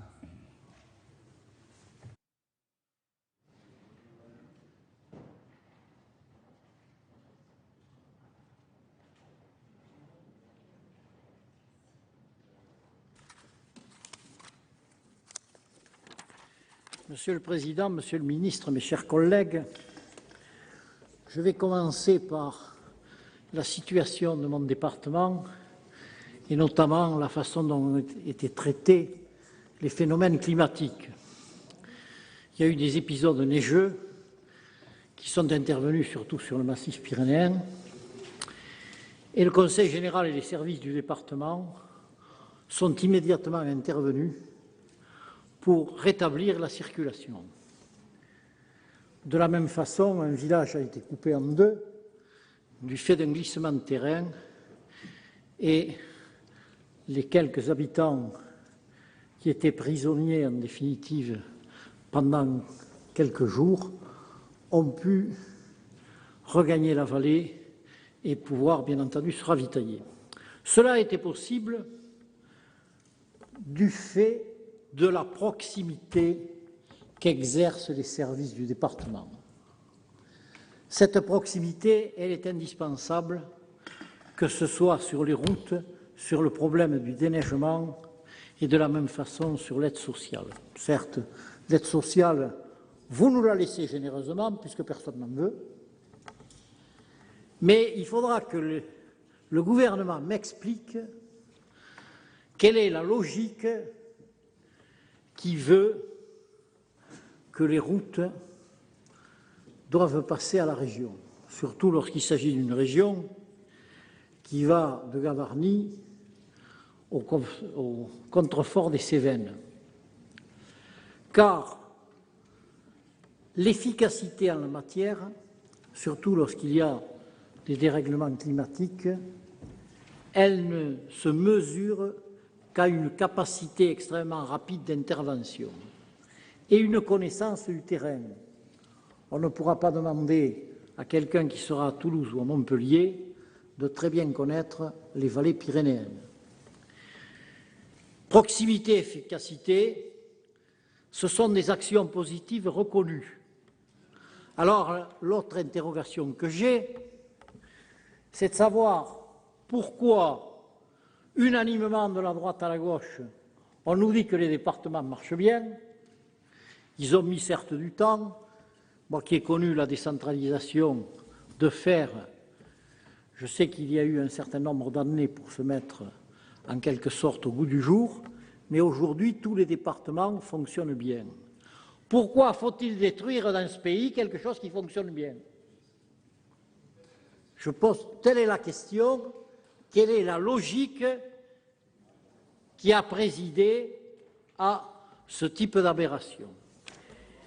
Et à titre personnel, je ne suis pas concerné puisque aussi bien j'ai décidé, après un mandat renouvelé pendant 36 ans, de ne pas me représenter, mais je me pose la question de savoir ce que ces malheureux candidats, comme cela a été signalé, vont pouvoir dire à leurs concitoyens durant la campagne électorale, en dehors du fait de dire « nous ferons pour le mieux », c'est tout ce qu'ils pourront dire, puisque nous ne connaissons pas les compétences.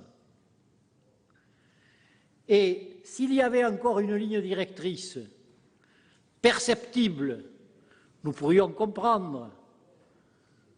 Cette ligne directrice bien identifiée, pour l'instant, je ne l'ai pas vue. Et puis, il y a quand même, ça, je ne vais pas résister à ce plaisir, certaines déclarations qui sont parfois assez cocasses.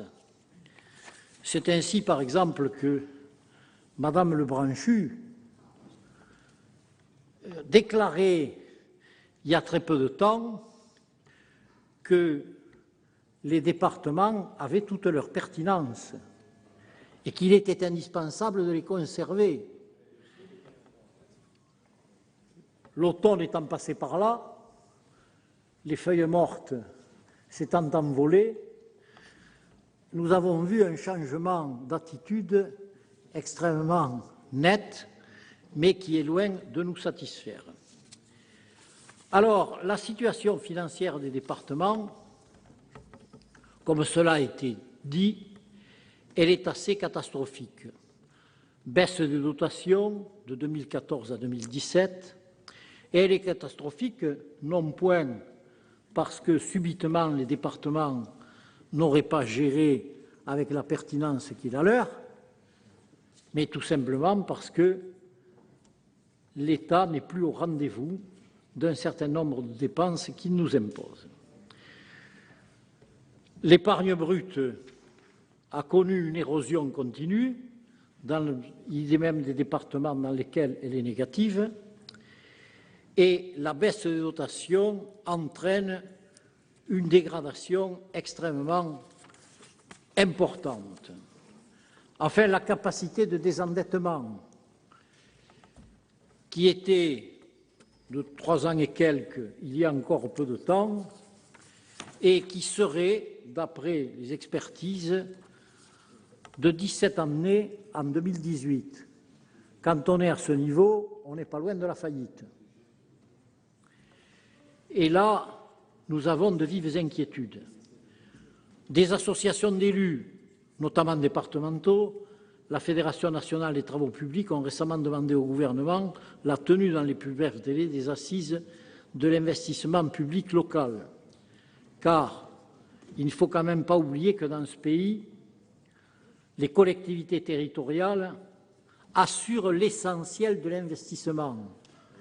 Et l'investissement, ce sont des emplois pérennes.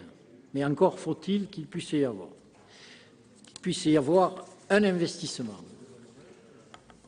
Enfin, l'autre élément qui est peut-être le plus important, j'ai évoqué tout à l'heure, Monsieur le ministre, la difficulté qu'auront nos camarades et amis pour aller faire campagne en ne sachant pas exactement ce qu'ils ont dans la besace, c'est que les conseillers généraux, demain conseillers départementaux, qui sont en permanence sur le terrain, au moins dans les zones rurales, étaient souvent interrogés par leurs concitoyens. Que vont-ils pouvoir leur dire demain? Le résultat est le suivant, ils vont y perdre à la fois leur autorité, leur crédibilité si ça n'est pas leur dignité.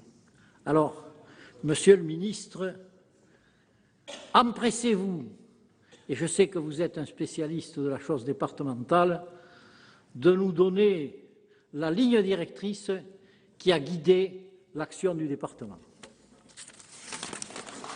Oh, François.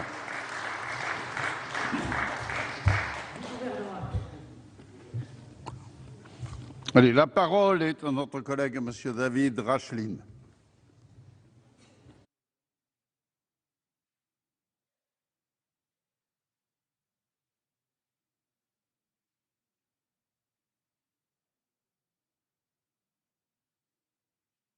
Monsieur le Président, Monsieur le Ministre, mes chers collègues.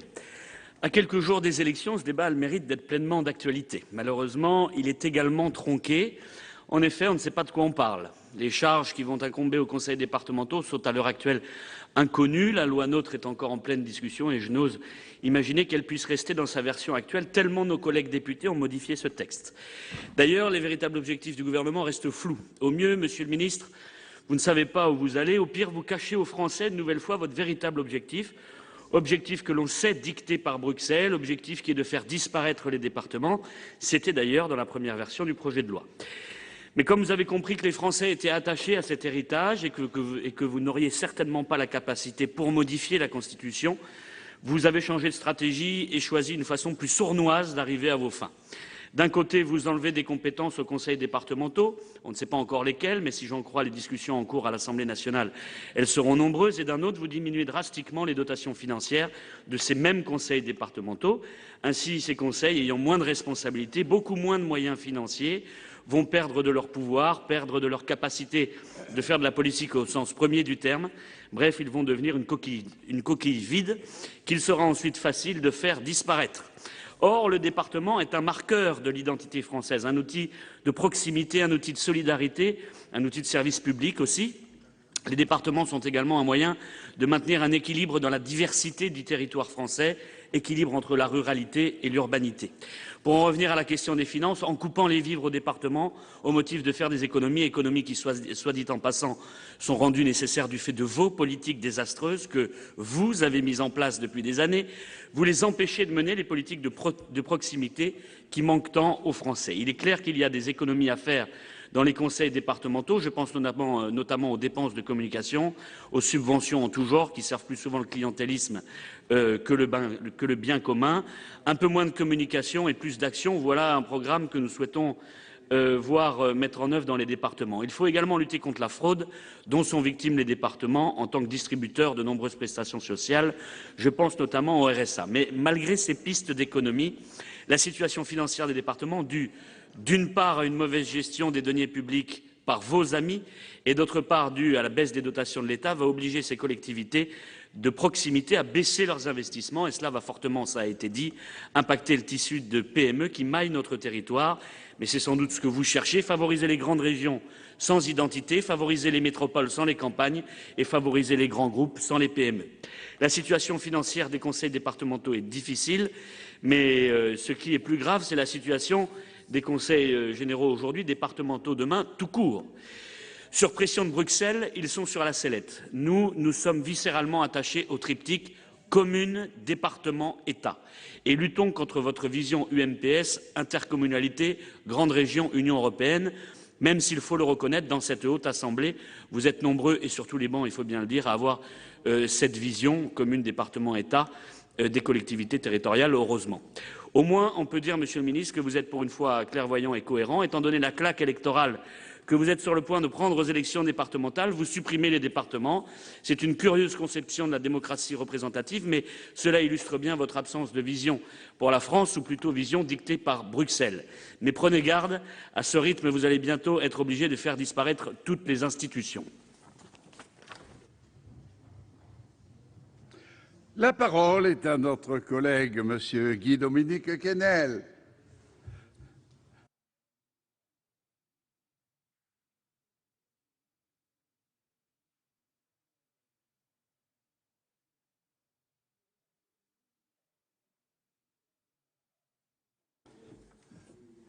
Monsieur le Président, Monsieur le Ministre, mes chers collègues, Je crains d'être redondant par rapport à la plupart des orateurs précédents. Les départements vont mal, très mal. Aujourd'hui, c'est un véritable appel au secours qu'ils lancent. Les départements sont le reflet de la triste réalité de notre pays. Eux, les départements, à qui l'on a confié la charge des solidarités territoriales et sociales, sont en passe de ne plus pouvoir assumer leur rôle naturel d'amortisseur social de la crise, parce que, paradoxalement, l'État se refuse à faire jouer la solidarité nationale. Si seuls quelques conseils généraux étaient touchés par ce phénomène, on pourrait parler de mauvaise gestion. Mais aujourd'hui, ce sont l'essentiel des départements qui connaissent des difficultés, et c'est donc bien un problème structurel des finances départementales que nous rencontrons et qui mérite une réponse globale. Comme l'ensemble de mes collègues, présidents de conseil général, je suis tout à fait disposé à contribuer à l'effort de redressement des comptes de la Nation en adaptant notre budget à la raréfaction de l'argent public. Mais pour cela, il faudrait que nous ayons les moyens. Et, Monsieur le ministre, nous ne les avons plus. La dévitalisation que vous souhaitiez est en bonne voie. J'en veux pour preuve un certain nombre d'indicateurs qui ne cessent de se dégrader. Depuis le début de la crise, face aux dépenses de solidarité qui ont explosé, l'épargne nette des départements n'a cessé de baisser.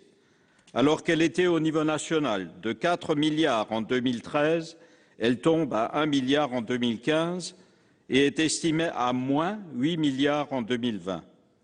Pour mon département, j'enregistre une perte d'épargne nette de 54 millions d'euros, soit la moitié de l'épargne figurant au budget prévisionnel 2014. Et je pense que ce constat n'est pas un cas isolé au niveau national. Vous comprendrez aisément que cela met en péril notre capacité à financer des opérations d'investissement et donc à jouer un rôle actif de donneur d'ordre pour l'économie locale. Ce sont ainsi des milliers d'emplois, notamment dans le secteur du bâtiment et des travaux publics, qui sont menacés par l'absence de marché, soit lancés directement par les départements, soit par les collectivités locales, qui renoncent à leurs projets, faute de subventions départementales. Pour limiter ce phénomène, de nombreux départements ont fait le choix de maintenir un niveau élevé d'investissement en recourant à des emprunts. Mais cette situation n'est pas viable dans le temps, car ces collectivités s'endettent pour soutenir l'économie locale.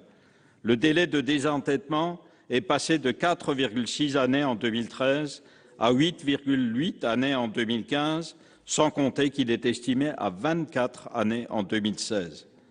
Si je prends le Bas-Rhin comme illustration de mon propos, nous sommes passés de 5,3 années en 2013 à 7,6 années en 2014, uniquement pour pouvoir maintenir un investissement autour de 200 millions d'euros par an.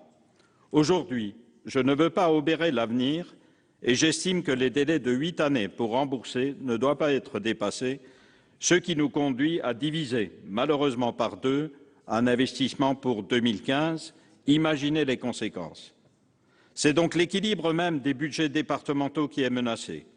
Nous sommes dans une situation d'insolvabilité latente face d'un côté à des dépenses de solidarité qui explosent et des charges incompressibles, et d'un autre côté à des recettes qui fondent année après année.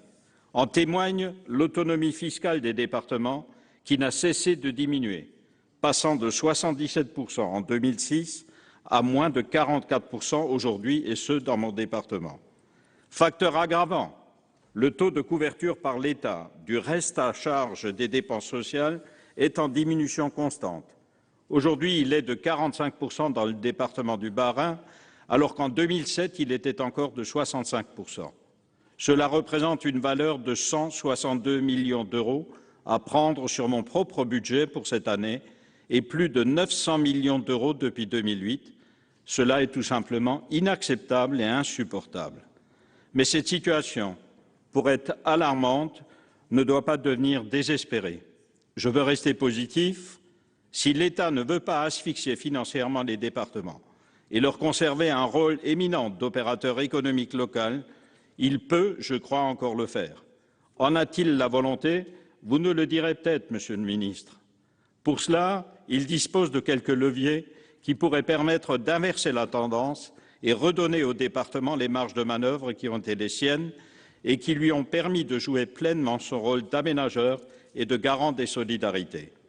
La première proposition que je souhaite faire aujourd'hui consiste à revoir le partage de l'effort de redressement des comptes publics. Il faut déduire les charges supportées par le département au titre des allocations individuelles de solidarité de l'assiette des recettes départementales prises en compte. Cela permettrait de donner de l'air aux finances du Conseil général et lui permettre de se désendetter tout en initiant de nouveaux programmes d'investissement. La seconde de mes propositions vise à revenir sur un principe qui a été bafoué par tous les gouvernements durant les dernières années, celui de la compensation des dépenses de solidarité envers les plus fragiles. Dans le Bas-Rhin, leur nombre est passé de 15 000 en 2008 à 35 000 en 2015. L'absence de plus en plus pesante de compensation des dépenses obligatoires par l'État nous oblige ainsi à puiser de plus en plus dans notre propre budget pour financer une charge que nous acquittons au titre de la solidarité nationale.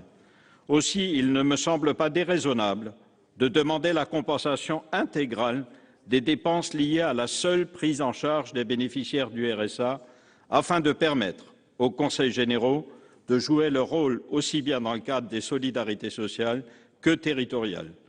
Ou alors, l'État décideur reprend à son compte la mise en œuvre du RSA. Ma dernière proposition permet d'aller un peu plus loin vers la décentralisation des compétences, dont chacun s'accorde à dire qu'elle permet un meilleur exercice des responsabilités publiques, tant dans la proximité que dans l'efficacité. Ainsi, l'État pourrait utilement confier aux départements non plus seulement la charge des allocations individuelles de solidarité, mais aussi la définition des normes et des barèmes qui en régissent l'attribution. La disparité entre les territoires ne justifie pas toujours un traitement centralisé et uniforme de la mise en œuvre et du calcul des allocations individuelles de solidarité. L'adaptation à la situation locale permettrait de garantir un service public de meilleure qualité au juste coût. Dans la mesure où les départements sont les principaux financeurs, il est logique qu'ils puissent aussi en être les principaux décideurs.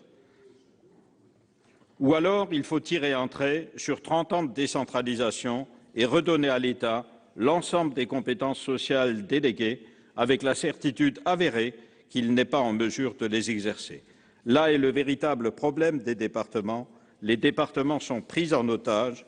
Ce n'est pas la hausse des impôts qui permettra aux départements d'assurer pleinement leur mission de service public de proximité, mais bien la compétence de déterminer eux-mêmes la gestion de leur propre politique sociale. Telles sont, Monsieur le Président, mes chers collègues, les 3 propositions dont je tenais à vous faire part et qui sont aujourd'hui, je crois, partagées par bon nombre d'élus départementaux de toute sensibilité. Monsieur le Ministre, la situation est très grave. N'attendez pas qu'elle soit désespérée. Je vous remercie. La parole est à notre collègue Monsieur Vincent Eblé.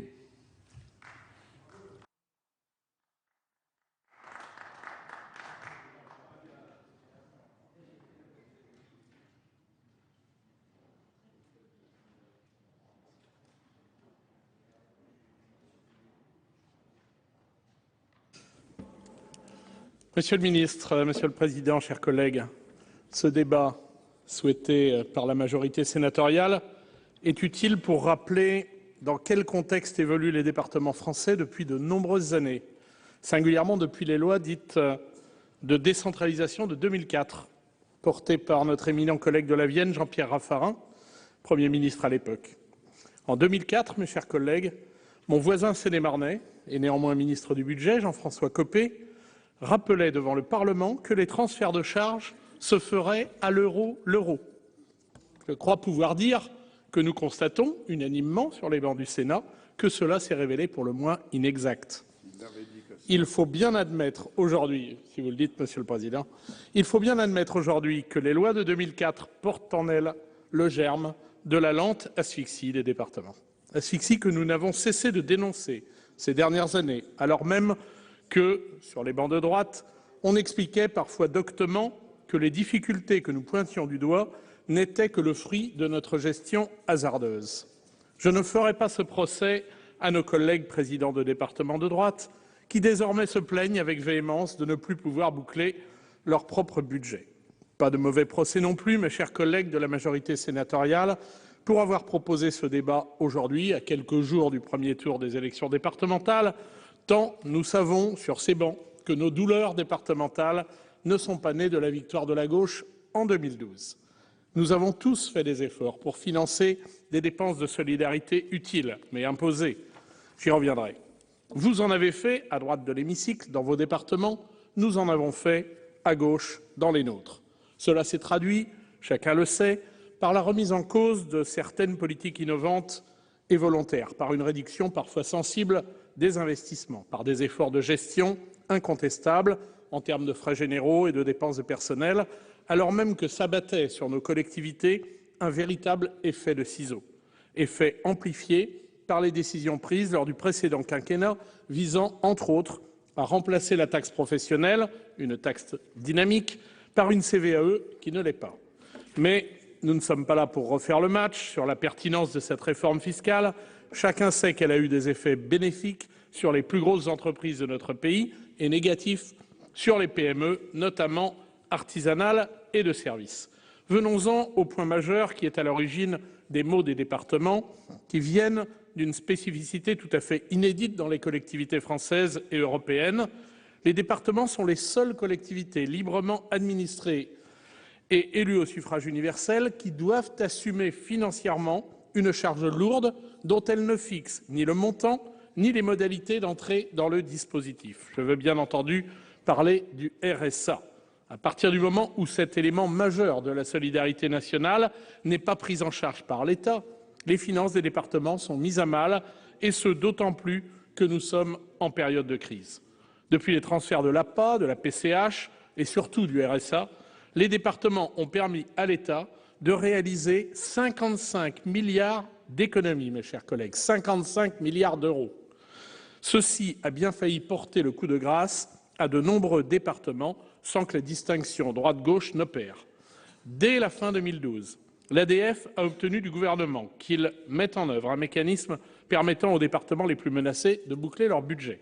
Ce pacte de confiance s'est traduit en 2013 par le transfert des frais de gestion de la taxe sur le foncier bâti, désormais perçus par les départements, et par la possibilité ouverte de porter à 4,5 % le taux des droits de mutation à titre onéreux, dont se sont saisis 91 départements sur 101, départements de gauche comme de droite. À cela s'est ajouté un fonds de solidarité entre départements visant à corriger les inégalités de reste à charge des 3 allocations de solidarité, alimenté par un prélèvement sur le produit des DMTO. Le fonds de compensation Péréqué, alimenté par le produit de foncier bâti transféré, est venu compléter ce dispositif et a permis de ramener les écarts à la moyenne de reste à charge des AIS à 22 %. Ces dispositions sont conjoncturelles, mais elles constituent un premier pas. Toutes les études le montrent, les départements sont ou seront plongés dans des impasses budgétaires dans les 3 à 5 années qui viennent. La réforme à venir doit donc être structurelle. Je voudrais d'ailleurs souligner le travail fructueux du Sénat, qui en a défendu toutes les spécificités, toutes les aspérités et même toutes les grâces dans le cadre du débat sur les compétences. Cela a été justifié et je pense que nous avons collectivement été entendus par le gouvernement. Mais je vous l'accorde, sur la question des finances, les choses ne sont pas encore réglées. Il va donc falloir que l'État joue son rôle et je propose que nous réfléchissions collectivement à un mécanisme de financement plus proche des réalités des territoires concernés. La péréquation n'est pas la solution magique à tous nos maux. Personnellement, je n'y crois pas.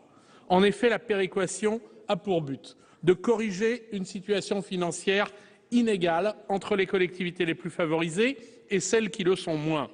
Or, j'estime que cette inégalité doit être traitée et corrigée à la source, c'est-à-dire au niveau des critères fiscaux permettant aux collectivités de générer des recettes financières. À titre d'exemple, je suis élu d'un département, la Seine-et-Marne, qui fournit nombre de salariés à l'ensemble de l'Île-de-France. Mais mon département, qui accueille peu d'entreprises par rapport à Paris ou aux Hauts-de-Seine, n'a que peu de recettes dans le cadre de la CVAE.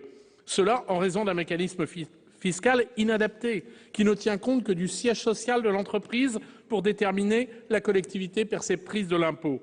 Cependant, la charge financière C'est le département où résident les salariés qui la supportent et non pas celui où ils travaillent. Bien que la péréquation tente de réduire les inégalités financières des départements, elle est très loin de les compenser. Or, revoir les critères de répartition de la CVAE en regard d'éléments plus pertinents, tels que la domiciliation des salariés par exemple, serait bien plus équitable et efficace que d'utiliser un outil de péréquation. Les départements ont également besoin d'équipements et de services pour accompagner les dynamiques démographiques, qui ne sont malheureusement pas corrélées par les dynamiques fiscales. La Seine-et-Marne reste le département francilien et l'un des départements français dont la population augmente le plus rapidement. Et pourtant, elle n'est qu'au 99e rang en ce qui concerne la DGF par habitant. Clairement, nous devons nous réinterroger sur tous ces mécanismes afin d'assurer un peu plus de justice dans nos territoires. L'espace de dialogue ouvert avec le gouvernement sur la question des compétences prouve que l'on peut le poursuivre sur la question financière. Nos départements ne quémandent rien, ils veulent juste plus de justice. Eux qui injectent 1 milliard d'euros dans les politiques sportives pour les clubs, pour les équipements. Eux qui accordent 1,3 milliard pour la culture qui vit ou qui survit grâce au soutien des collectivités territoriales, faut-il le rappeler. Eux qui sont venus en aide à plus de 2,5 millions de nos concitoyens et sont à l'origine d'1 million d'emplois de services non délocalisables avec 38 milliards d'euros de budget. Eux qui ont accordé 4,5 milliards d'euros à nos collèges en fonctionnement et en investissement. Eux qui sont les premiers financeurs publics du monde associatif. Eux qui donnent du travail aux TPE et PME de leur territoire et répondent présents aux côtés des communes et des EPCI pour les investissements propres à hauteur de 30% en moyenne. Oui, les départements doivent avoir les moyens de mettre en œuvre les politiques qui sont utiles à leur territoire et au pays. Voilà pourquoi, mes chers collègues, nous serons toujours aux côtés des défenseurs des collectivités départementales qui entreront demain dans une ère nouvelle. Allez, nous poursuivons. La parole est à notre collègue Jean-Baptiste Lemoyne.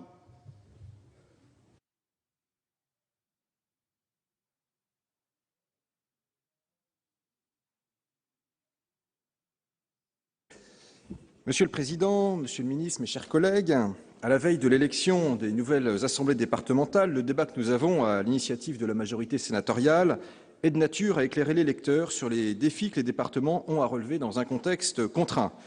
Le sujet est donc d'actualité, mais force est de constater qu'il est d'actualité depuis longtemps, trop longtemps, et que les majorités successives depuis la décentralisation de 1982 doivent toutes en prendre leur part de responsabilité. Bref, je pense que si l'examen de conscience ne doit exempter personne, en revanche, la volonté de tirer les départements de ce mauvais pas doit engager tout le monde.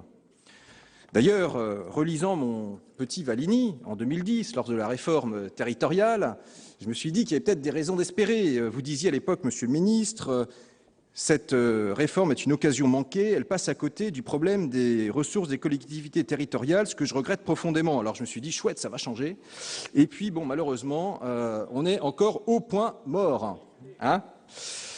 Alors, commençons par le constat partagé et l'origine des déséquilibres auxquels les départements doivent faire face. Si je prends un département que je connais bien et que j'ai l'honneur de représenter, Lyon, la moitié du budget départemental, d'environ 400 millions d'euros, est constituée de dépenses d'action sociale. Ces 200 millions de dépenses en prestations sociales, dont les règles sont fixées au niveau national, vous le savez, se répartissent en 4 quarts, dont le poids est peu ou prou équivalent. La famille et l'enfance d'une part, les personnes âgées, l'insertion et les personnes handicapées. Là où le bas blesse, c'est lorsqu'on constate un différentiel croissant d'année en année entre les recettes perçues au titre des compétences sociales transférées et les dépenses à engager. Si je prends le volet insertion RSA, la crise économique a entraîné une hausse du seul RSA de 9% en 2013, de 10% en 2014. Du coup, le reste à charge pour un département comme Lyon se monte à 17 millions d'euros, l'équivalent des montants fonctionnement et investissement cumulés dédiés au collège.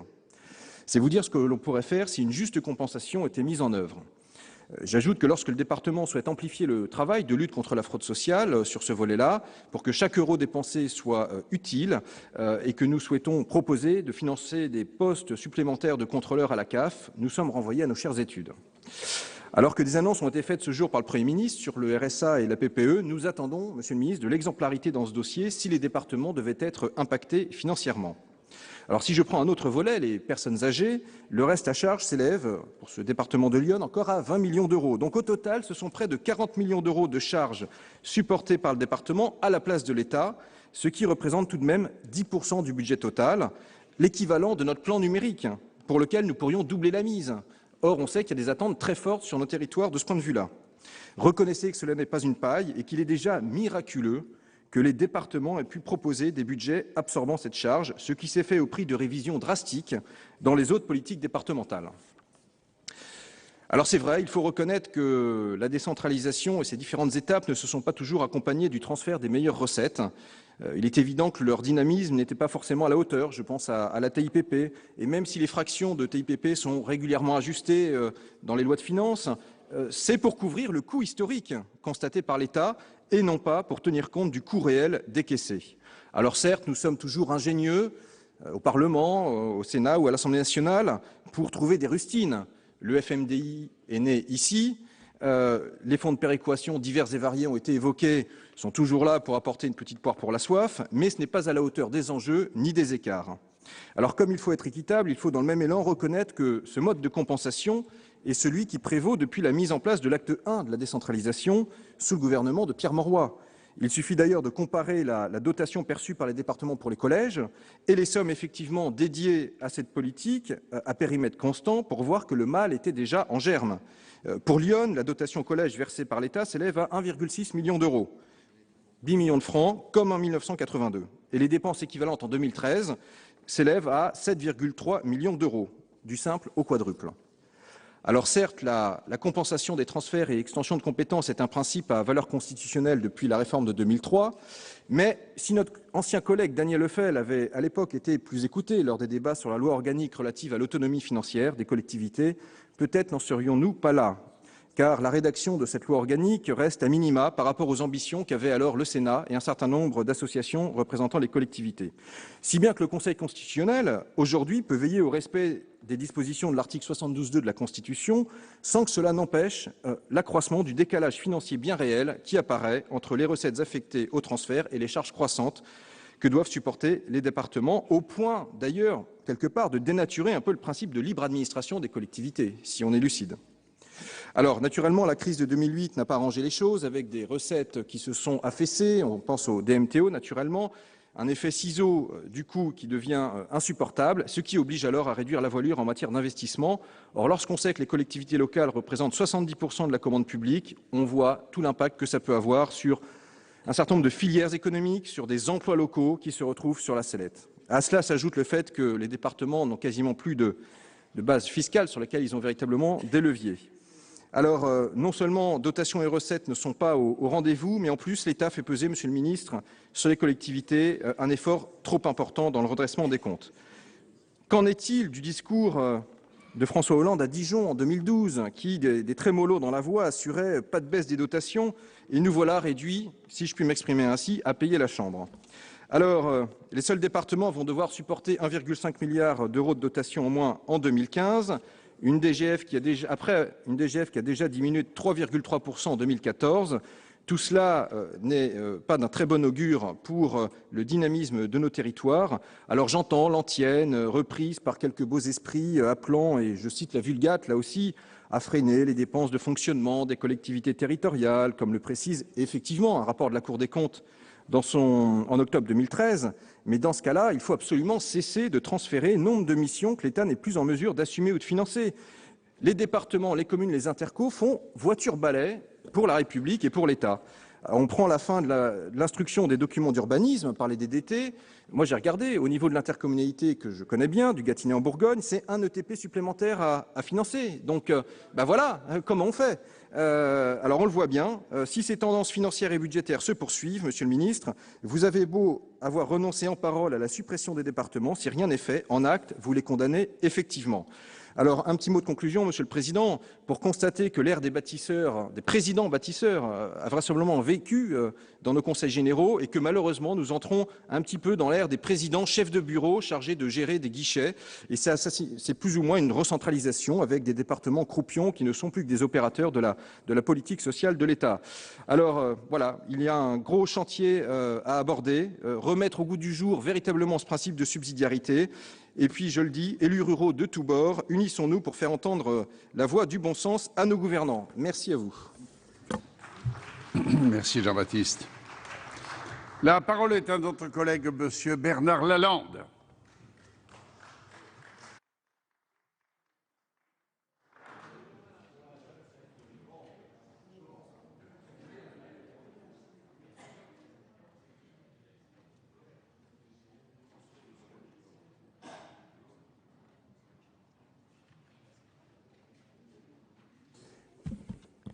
Monsieur le Président, Monsieur le Ministre, mes chers collègues, les récents débats sur la loi NOTRe ont montré combien les sénateurs étaient attachés à une division territoriale de proximité. Autant le débat fut riche sur les frontières et sur les compétences, autant il a été très superficiel sur le financement de cette réforme structurelle et ambitieuse.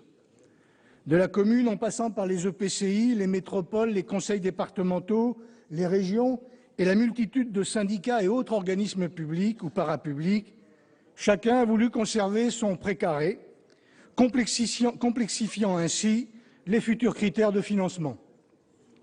Par ailleurs, les conséquences sur l'activité économique de la crise financière de 2008, la désindustrialisation de notre pays qui n'a pas été anticipée dès les années 2000, l'amplification du recours à l'emprunt comme variable d'ajustement pour éviter de prendre des mesures réalistes amène aujourd'hui le gouvernement de la France à corriger les errements du passé et à adapter notre pays à la nécessaire mutation des économies occidentales.